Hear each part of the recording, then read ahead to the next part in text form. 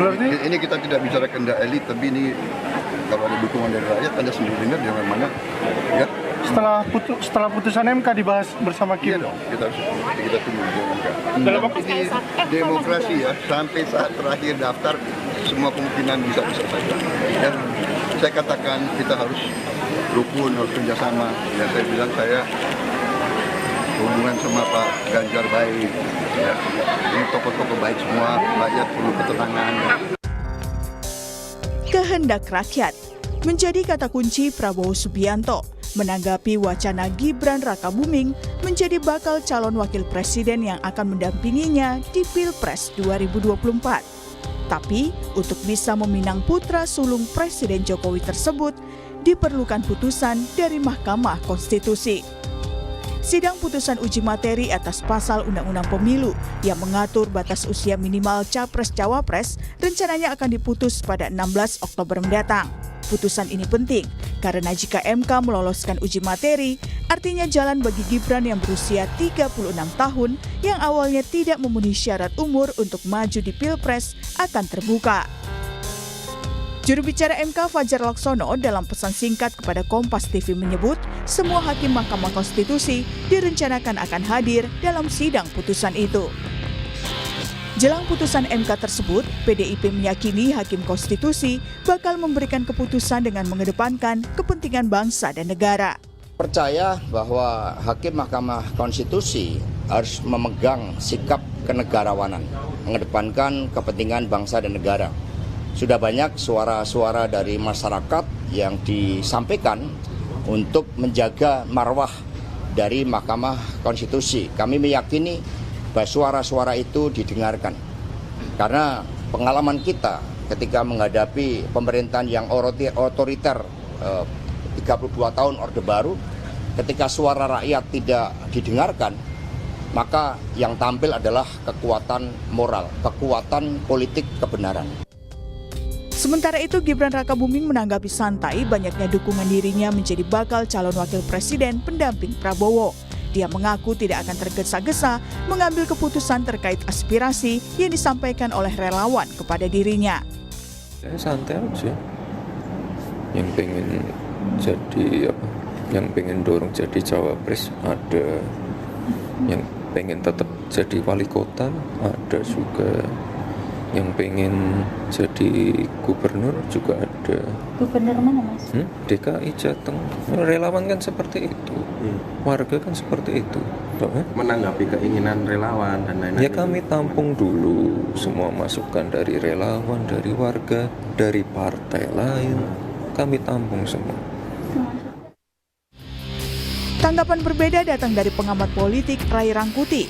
Direktur Eksekutif Lingkar Madani ini menilai sebenarnya Gibran masih menyimpan harap bisa ikut dalam gelaran Pilpres 2024. Itu tadi menurut saya, kalau Gibran tidak mau sebetulnya dipinang jadi calon wakil presiden itu, sejak dari awal Gibran sudah bekerja untuk Ganjar kemana-mana. Dan dengan tegas mengatakan menolak. Sekarang apa keuntungan bagi Gibran untuk mengatakan tidak terhadap Pak Prabowo? Nggak ada. Itu artinya karena ya beliau juga mungkin masih berharap bisa ikut serta sebagai calon wakil presiden.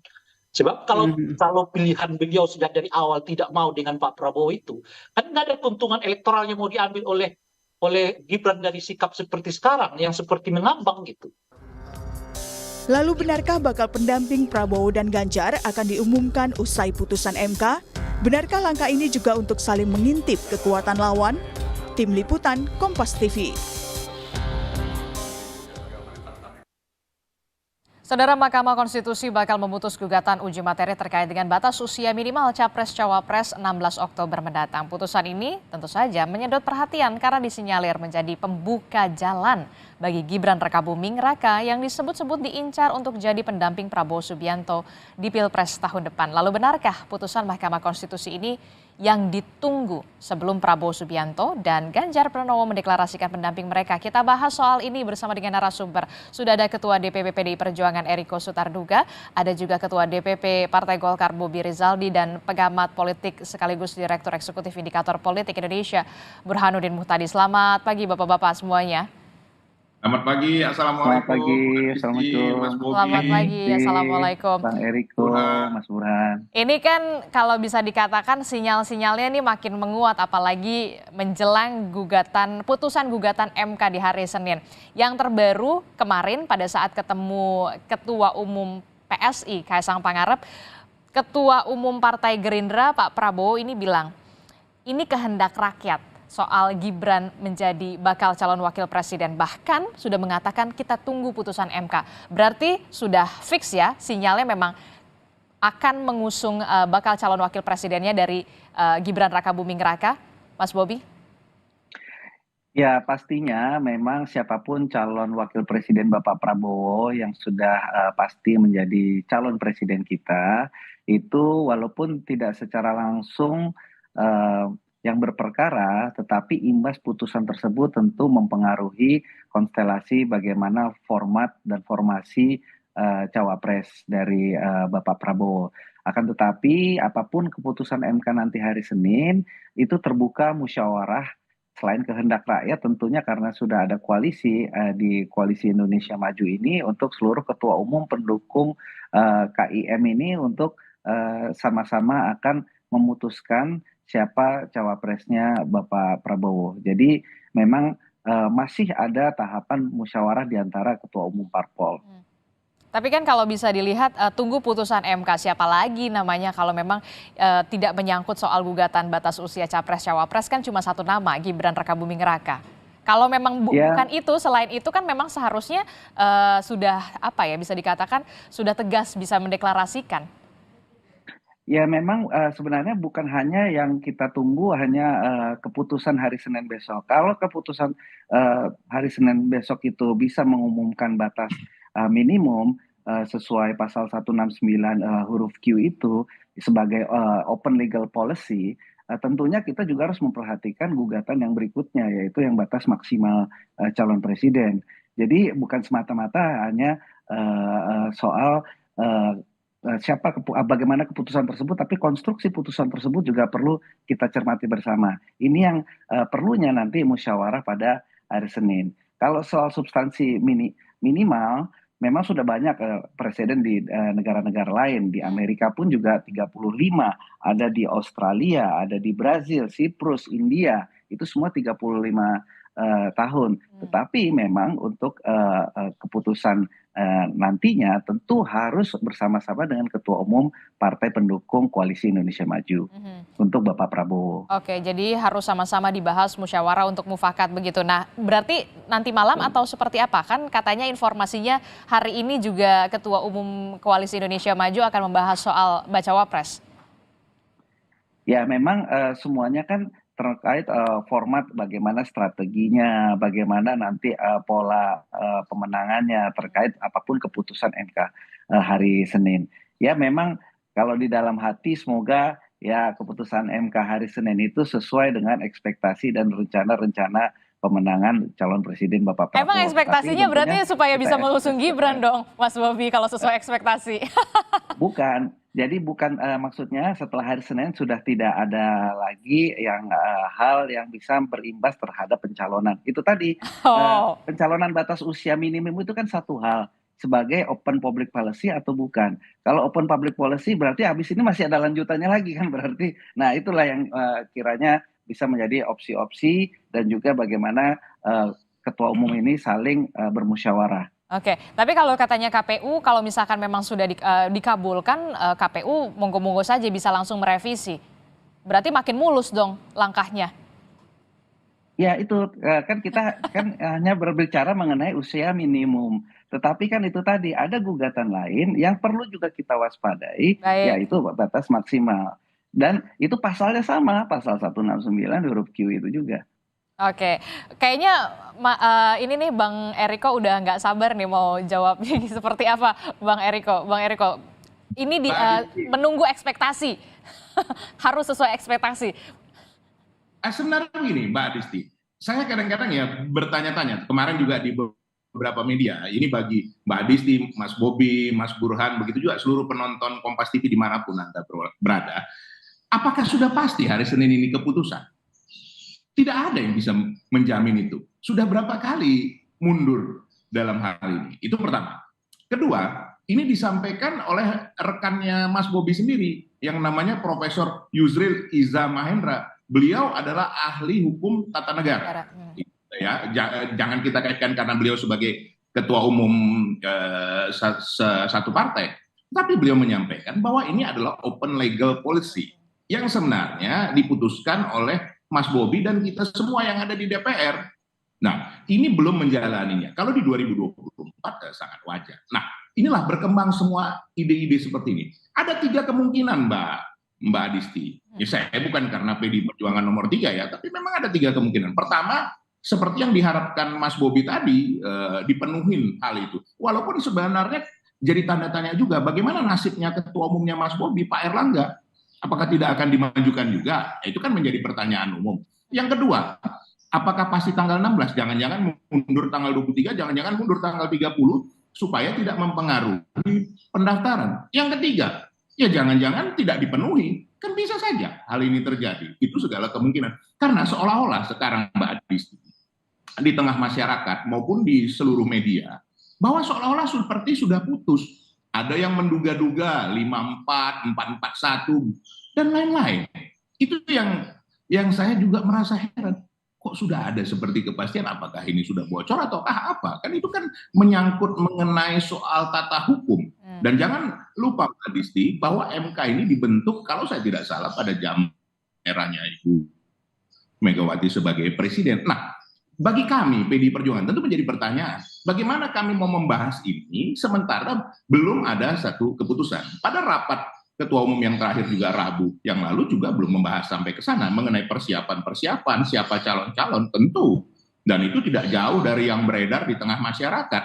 Itu yang ada. Bagaimana membicarakan sesuatu yang belum ada. Nah, ini kan sesuatu yang lucu kalau dilihat sebenarnya yang berkembang dalam masyarakat saat ini, dan juga rakyat kita ini melihat dengan jeli seperti apa sih sebenarnya proses-prosesnya. Kalau kita lihat komentar-komentar juga di netizen, sangat beragam yang didapatkan. Jadi marilah kita lihat, dan sekali lagi ya kita percayakan kepada hakim-hakim MK bahwa mereka ini adalah perwakilan. Nah, ini kan terlalu jauh, perwakilan yang maha kuasa di muka bumi ini untuk memutuskan sesuatu yang adil, dan itu nanti kan final dan binding, Mbak Adis. Itu yang bisa saya sampaikan untuk sampai saat ini. Oke, hakim merupakan perpanjangan tangan Tuhan, begitu ya, bisa dikatakan seperti itu. Nah, kalau Bang Eriko sendiri, kalau PDI Perjuangan sendiri sampai saat ini sikapnya seperti apa soal gugatan usia capres dengan cawapres ini? Memang tidak setuju dengan adanya ini kan? Kalau dari kami, ini kan fungsi kewenangan itu yang Mas Bobi mungkin pasti saya rasa setuju, itu adalah fungsi kewenangan dari DPR. Hal yang memang sangat wajar menjalani satu proses dalam katakan sesuatu yang sudah diputuskan sampai nanti dijalankan. Setelah itu ada proses berikutnya, silakan saja, tidak ada masalah sebenarnya. Dan bagi kami, kalaupun, nah ini kan berandai-andai jadinya kan Mbak Disti, walaupun sebenarnya kalau nanti saya katakan menduga-duga enggak baik juga. Berandai-andai, ya andaikanlah diputuskan seperti itu, tidak ada juga masalah. Apakah Mas Gibran bukannya kader PDI Perjuangan? Nah, itu yang jadi pertanyaan juga kan. Ini masih jadi KTA-nya kan masih KTA merah nih. Nah, itu jadi sekali lagi ini kan yang apakah bagian ini menjadi satu pertanyaan bagi yang lain, ya silakan saja, itu kan hak dari semua. Tapi Mbak Adisti, ada satu hal yang menarik ini yang perlu saya sampaikan di sini. Kalau kita melihat dari masa yang lalu di 2014-2019, di mana 2014 kami mencalonkan kader, bahkan mantan ketua umumnya Mas Bobi dari Golkar, Pak Yusuf Kalla, dan kami memenangkan pertarungan ini, walaupun tidak jauh, harus jujur saya sampaikan seperti itu. Nah, 2019, coba bayangkan, ada hal yang tidak terduga. Adakah sampai saat akhir dibicarakan yang namanya Profesor Ki Haji Ma'ruf Amin? Tetapi coba lihat Mbak Adisti, itu keputusan yang diputuskan oleh semua ketua umum bersama, duduk sama rendah, berdiri sama tinggi bersama calon presiden waktu itu Bapak Presiden Joko Widodo, berhasil. Nah, ini bisa saja tak terduga yang terjadi nanti setelah tanggal 16. Nah, kalau dikatakan apakah ada kaitannya dengan keputusan Mahkamah Konstitusi? Sebenarnya tidak seperti itu, karena pendaftaran sendiri baru tanggal 19. Oke. Kalau kita lihat, ini sekuensinya ya. kemarin rapat ketua umum tanggal 11. Berarti rapat ketua umum yang akan datang tanggal 18. Ya kita lihatlah nanti tanggal 18 nih. Apakah tanggal 18? Bisa saja lebih cepat seperti yang disampaikan Sekjen kami Mas Hasto. Oke, bisa saja lebih cepat karena memang menunggu gugatan usia capres dan juga cawapres ini ya. Nah, kalau diprediksi seperti itu kan ya kita kan juga tidak ingin untuk apa membantah itu karena keputusan itu sendiri belum terjadi. Oke, kita lihat keputusannya nanti akan seperti apa. Pasti koalisinya Ganjar ataupun Pak Prabowo ini juga masih menunggu dan menantikan bagaimana soal putusan ini. Mas Burhan melihatnya seperti apa nih? Konstelasi apa yang nantinya bisa berubah jika memang keputusan MK ini mengabulkan gugatan usia capres dan juga cawapres 35 tahun untuk cawapres? Sebenarnya kita belum tahu persis ya apa yang akan diputuskan oleh MK. Yang kita dengar baru rumor dan spekulasi. Meskipun gelagat MK mengabulkan gugatan terkait dengan uji materi batas usia minimum itu memang terasa kuat, tetapi secara formal belum diputuskan. Nah, mengapa disebut secara kuat? Minimal ada dua alasan. Pertama, berkaitan dengan MK tidak mempersoalkan legal standing dari para penggugat uji materi. Nah, ini penting nih karena banyak ahli yang mempertanyakan legal standing dari para penggugat yang tidak dirugikan secara langsung oleh aturan berkaitan dengan batas usia minimum capres-cawapres 40 tahun. Tapi MK tidak mempersoalkan itu dan terus melanjutkan pembahasan materi gugatan. Yang kedua adalah tadi sudah disebutkan ada banyak ahli termasuk Profesor Yusril, Profesor Mahfud MD yang mensinyalir dan mengatakan bahwa masalah uji materi berkaitan dengan batas usia minimum itu termasuk open legal policy. Tetapi harus memerlukan berbulan-bulan buat MK untuk memutuskan. Dan akhirnya kita akan tunggu hari Senin nanti. Nah, kalau misalnya sampai berbulan-bulan untuk perkara yang menurut banyak pihak mudah untuk diputuskan, berarti serius nih gelagat yang tadi saya sebut, kemungkinan untuk mengabulkan gugatan terkait dengan batas usia minimum. Jadi itu dari sisi pertimbangan hukumnya, dari sisi pertimbangan politiknya, kalau kita cermati, Mas Gibran juga tidak menutup pintu, ya. Ada banyak pernyataan yang kita bisa tafsirkan, Mas Gibran tidak menolak, meskipun belum juga mengiyakan. Kalau misalnya MK mengabulkan gugatan uji materi. Jadi betul isi topik diskusi kita kali ini, bahwa cawapres Pak Prabowo paling tidak, dan mungkin Mas Ganjar, bagian dari mitigasi kalau misalnya MK mengabulkan, itu menunggu hasil putusan MK. Dan kalau misalnya MK mengabulkan, menurut saya ya, meskipun itu semacam jalan tol ya buat Gibran secara konstitusional untuk bisa maju, tapi belum tentu juga buat MK, buat Mas Gibran untuk maju sebagai cawapres. Meskipun positioningnya itu ibarat lomba ya di first lap ya, kalau misalnya MK mengabulkan. Tetapi belum tentu, saya sebut belum tentu karena ada dua faktor. Pertama adalah tergantung Pak Jokowi. Karena kalau misalnya Pak Jokowi memberi izin kepada Gibran maju sebagai cawapres Pak Prabowo, itu tentu akan membuka konfrontasi lebih dalam dengan PDI Perjuangan. Karena bagaimanapun Pak Jokowi dan Mas Gibran adalah kader PDI Perjuangan. Jadi kalau misalnya Mas Gibran diberi izin ya menjadi cawapres Pak Prabowo, sementara basis Mas Gibran itu overlap dengan basis PDI Perjuangan dan Mas Ganjar, itu artinya semacam mengibarkan konfrontasi dengan kubu Bung Eriko. Gitu. Iya, itu yang pertama. Jadi belum tentu ya. Sangat tergantung oleh keputusan akhir Pak Jokowi. Yang kedua adalah pertimbangan elektoral. Apakah Mas Gibran maju sebagai cawapres Pak Prabowo itu electoral liability ataukah electoral asset? Itu apakah winning ticket ataukah losing ticket? Ini penting nih.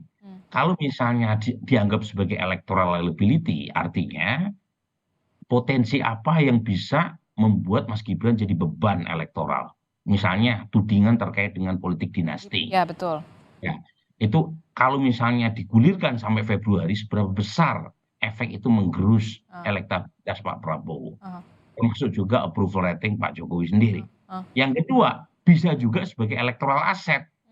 Kalau misalnya Mas Gibran menjadi cawapres Pak Prabowo, sinyal buat pendukung Pak Jokowi untuk mendukung Prabowo Gibran harusnya lebih terang. Kalau sekarang kan terbagi, ada yang ke Mas Ganjar, sebagian besar ada yang ke Pak Prabowo. Nah, kalau anaknya sendiri yang menjadi cawapres Pak Prabowo, pendukung loyalis Pak Jokowi harusnya tidak perlu berpikir panjang. Oke.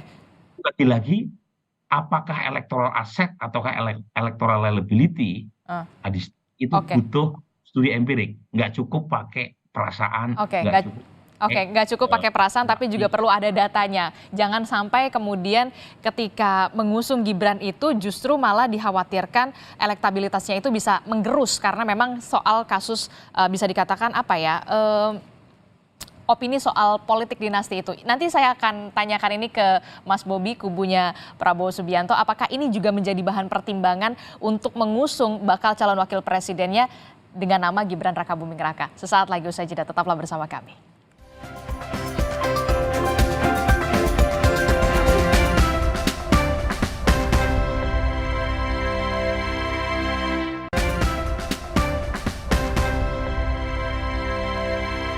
Terima kasih Anda masih bersama kami di Sapa Indonesia Pagi. Kami masih melanjutkan dialog kita di pagi hari ini menanti putusan gugatan Mahkamah Konstitusi yang kemudian disinyalir menjadi pembuka jalan bagi Gibran Rakabuming Raka yang disebut-sebut ini diincar untuk jadi pendamping Prabowo Subianto di Pilpres tahun depan 2024. Kita masih membahasnya bersama dengan ada Bang Eriko Sutarduga, kemudian ada Mas Bobi dan juga Mas Burhan. Saya langsung ke Mas Bobi deh. Mas Bobi, ini kan kita tahu ya, Mas Gibran ini sinyalnya makin menguat di kubunya Pak Prabowo. Kehendak rakyat, kemudian kita tunggu putusan MK Senin depan. Padahal kalau kita lihat di sini, di radar bakal calon wakil presiden koalisi Prabowo, nama Erlangga ini bisa dikatakan nama Pak Erlangga ini sudah all out, begitu. Seperti apa? Ya, memang salah satu bahan dalam permusyawarahan untuk menjadikan calon wakil presiden Bapak Prabowo, tentunya kami dari Partai Golkar mengusung penuh dan mendukung penuh Bapak Airlangga Hartarto. Belum ada yang lainnya. Tetapi kalau bila mana calon presiden dari Partai Golkar Bapak Prabowo ini ada silaturahim dengan para tokoh-tokoh nasional, itu mungkin ya itu kan boleh-boleh saja. Tetapi dalam hal penetapan calon wakil presiden, tentu saat ini Partai Golkar tidak ada lain dan tidak bukan adalah Bapak Airlangga Hartarto. Dan itu adalah dasar bagaimana permusyawarahan ini kita membentuk suatu koalisi baru, koalisi Indonesia Maju, di mana nanti siapapun calon wakil presidennya, yang jelas wakil presiden dari Partai Golkar yang saat ini akan diusung adalah Bapak Airlangga Hartarto. Jadi apapun nanti hasil dari keputusan MK, bila mana itu menjadi pertimbangan calon presiden kita, tentu itu pun harus dimusyawarahkan dan juga harus mendapat persetujuan dari Ketua Umum Partai Golkar sebagai pendukung koalisi Indonesia Maju. Oke, kalau dari Golkar sendiri memang tetap mengusung atau tetap 100% pas saat ini. Oke. Tidak ada yang lain. Walaupun memang ada pertimbangan nama-nama lain menguat ya. Salah satunya adalah Gibran Rakabuming Raka yang kita tahu ada di kubu sebelah, KTA-nya masih KTA merah begitu kalau dilihat ya. Saya ke Bang Eriko. Bang Eriko, ini gimana langkah mitigasinya akan seperti apa kalau memang kemudian bisa dalam tanda kutip dicaplok begitu, ataukah memang optimis yakin ini nggak akan terjadi? Ya jujur saja Mbak Adisti, kami sampai kemarin pun saya bertemu Ibu Ketua Umum tidak pernah ada berbicara soal itu dan mengkhawatirkan soal itu. Nah jujur bagi kami masih jauh lebih banyak tugas-tugas di dalam rangka memenangkan Mas Ganjar Pranowo. Ya ini mungkin kalau dianggap sebagai hal lain silakan saja lah. Tapi kami door to door sekarang sudah berjalan. Bahkan langsung ke masing-masing rumah penduduk itu yang ditugaskan. Karena menurut kami apapun akhirnya Mbak Adisti, apapun ceritanya keputusan MK dan lain-lain yang diduga-duga sesuai harapan oleh banyak pihak, sebenarnya kan tidak juga itu yang menjadi keputusan rakyat. Nah ini yang kadang-kala Mbak Adisti tidak disadari bahwa yang memilih ini nanti rakyat. Bayangkan saja, ini ditonton oleh rakyat Kompas TV dan ini merupakan satu pembelajaran baik. Tadi Mas Burhan juga sudah sampaikan bahwa apapun juga perkembangan-perkembangan yang ada ini kan dilihat sepenuhnya oleh rakyat. Oke. Nah kalau dilihat ini tidak sesuai memenuhi ekspektasinya, apakah akan dipilih? Belum tentu Mbak Adisti, itu kenyataan yang ada. Apakah jaminan dari dukungan partai, katakan partai jauh lebih banyak, sudah lebih 50%, kemudian rakyat pasti memilih itu? Belum tentu. Karena ini dilihat figurnya, dilihat track recordnya. Dan ya maaf, kalau kita melihat, boleh saja ada yang tidak sependapat. Tapi kalau dalam pergantian kepemimpinan nasional itu adanya regenerasi, itu penting sekali Mbak Adisti. Apapun seperti itu, karena kenapa? Bayangkan kalau kepemimpinan ini diteruskan menjadi sesuatu yang lebih berumur atau lebih senior. Ini bagaimana akan terjadi? Dan rakyat akan melihat itu juga. Jadi ini sebenarnya jujur saja Mbak Adisti, 1 minggu ke depan ini kan ini hal-hal yang paling prinsipil yang dilihat oleh semua partai. Adakah partai yang mau kalah? Nggak ada lah Tidak pastilah ada. ya. Tapi Seperti Mas Bobi katakan, sebelum janur kuning memang sudah pasti namanya Golkar ada di sana terus, belum tentu. Ini sampai tanggal 19 ini ya masih banyak kemungkinan-kemungkinan yang akan terjadi. Tidak ada yang bisa menjamin bahwa adanya satu kepastian di dalam keputusan itu. Yang pasti adalah ketidakpastian itu sendiri. Coba bayangkan, kalau misalnya nanti Pak Erlangga tidak dicalonkan, bagaimana Mas Bobi? Partai sebesar partai yang sudah lama dari zaman kita bersama-sama, dari zaman waktu yang lalu, tiba-tiba terus kemudian dapat apa? Apa yang terjadi? Apakah itu semua slogan-slogan, apakah semua baliho, semua itu hanya suatu kesia-siaan?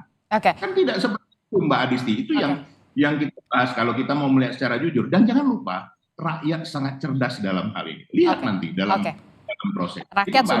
Rakyat sudah sangat cerdas. Saya juga tadi melihat Bang Eriko sepertinya lebih adem ayem ya sekarang ya. Ataukah memang sudah ada nama ya untuk pendamping dari Pak Ganjar ini ya? Katanya sudah ada nama ya, tapi masih dikip begitu. Jujur saja Mbak Adisti, andaikan pun saya tahu, istri saya saja belum tahu.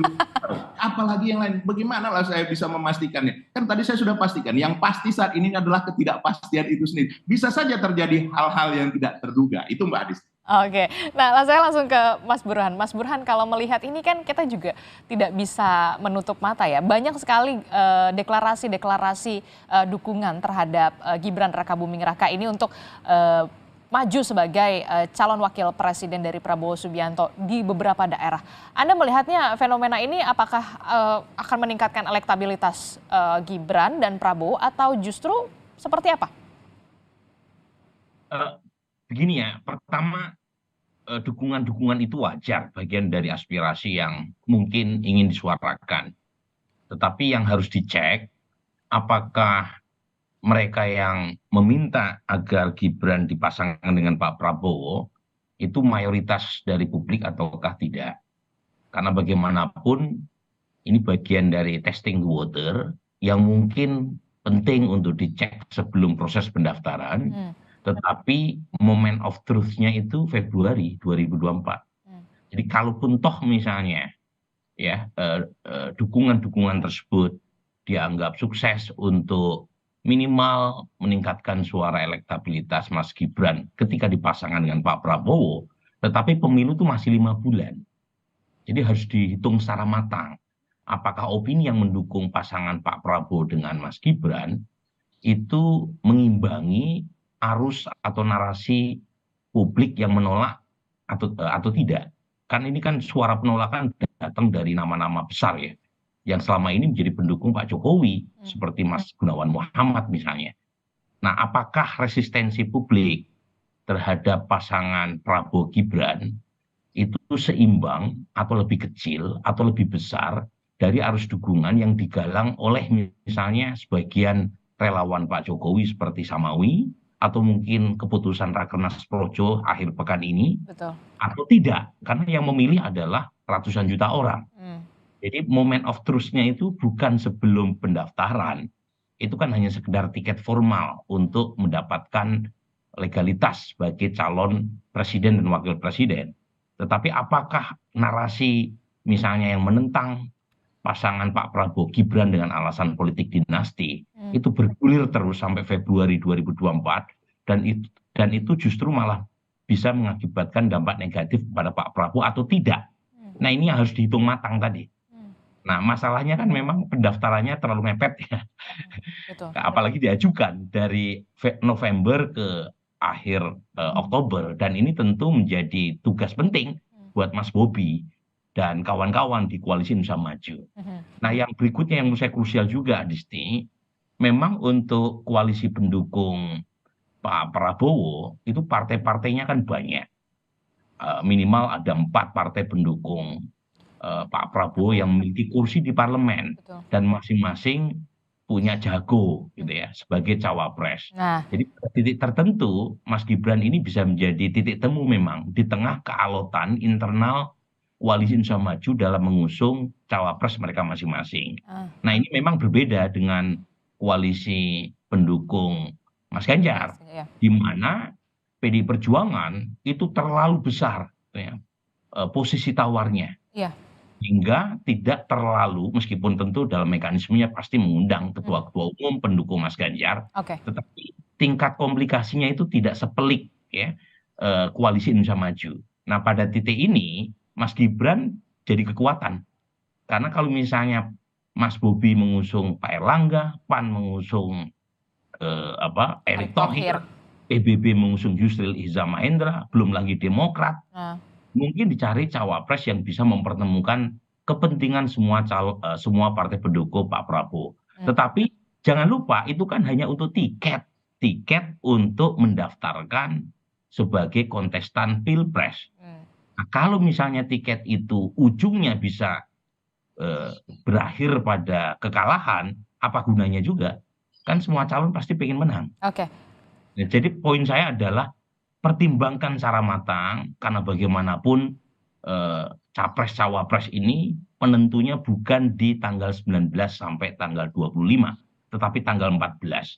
Dan sekarang mulai muncul arus resistensi publik, termasuk dari kalangan yang selama ini menjadi daihatnya Pak Jokowi. Nah, ini yang harus dipertimbangkan secara matang-matang supaya paket Prabowo Gibran kalau jadi setelah MK memutuskan itu bukan menjadi losing ticket tapi winning ticket. Oke, harus dipertimbangkan betul-betul apakah ini menjadi tiket kemenangan ataukah justru tiket sebaliknya. Nah, tanpa bermaksud untuk mendahului putusan gugatan MK ini, jika MK akhirnya menolak gugatan uji materi, dari analisa Anda, Mas Burhan, Pak Prabowo ini akan plan B-nya akan mencari sosok pendamping seperti apa? Karena tadi kan Mas Burhan bilang sebenarnya di koalisi ini sendiri sudah punya jagoannya masing-masing. Contohnya dari Golkar sendiri mengusung nama Erlangga Hartarto, kemudian PAN sendiri nama Erick Thohir yang kemudian bisa dikatakan cukup matang dan juga cukup mumpuni. Kemudian juga ada nama Yusril Iza Mahendra dan beberapa nama lainnya yang kita bisa katakan menguat begitu. Sosok pendamping seperti apa yang kemudian plan B-nya akan dicari? Ya, tentu sosok pendamping yang bisa mengungkit secara elektoral kekuatan Pak Prabowo. Nah, per hari ini kan Pak Prabowo masih punya PR, terutama di wilayah Jawa Timur dan Jawa Tengah. Pertanyaannya, siapa di antara nama-nama cawapres yang sudah didaftar oleh Koalisi Indonesia Maju yang bisa menyumbang secara elektoral bagi pemenangan Pak Prabowo? Jadi rumusnya sama seharusnya diperlakukan buat menilai Mas Gibran, juga diperlakukan saat yang sama untuk menilai bakal calon wakil presiden Pak Prabowo. Nah, tinggal dihitung di antara nama-nama yang sudah muncul, mana yang secara elektoral punya daya dongkrak. Ini penting, Adisti. Kalau secara elektoral bisa melakukan bisa mendongkrak elektabilitas, yang paling potensial selain Gibran menurut Mas Burhan untuk Pak Prabowo? Ini mohon maaf nih Mas Bubu ya, tanpa mengurangi rasa hormat saya kepada Pak Erlangga, ada 2 nama yang punya potensi elektoral mendongkrak kekuatan dan pemenangan Pak Prabowo. Satu adalah Erick Thohir, 2 Hovifah Indar Parawansa. Jadi 2 itu kalau menurut survei ya. Tetapi lagi-lagi kata putusnya kan ada di tangan Mas Bobi dan kawan-kawan ya. Nggak selamanya keputusan berkaitan dengan cawapres pertimbangan elektoral. Tadi Bung Eriko sudah sebut tuh pengalaman 2019.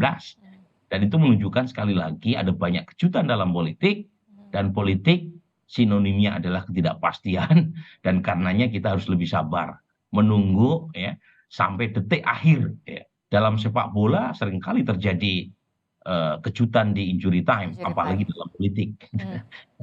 Oke, nah kalau itu kan tadi dua nama potensial selain Gibran Rakabuming Raka untuk Pak Prabowo. Nah kalau untuk Mas Ganjar sendiri, Pak Ganjar sendiri, seperti apa? Kalau kita lihat Bang Eriko nampaknya adem ayem gitu. Apakah sudah ada nama atau belum gitu, Mas Burhan? Kira-kira siapa yang cukup potensial? Nah, ini lagi-lagi saya sedang tidak menduga-duga ya, Bung Eriko ya. Tetapi ada dua nama menurut saya ya.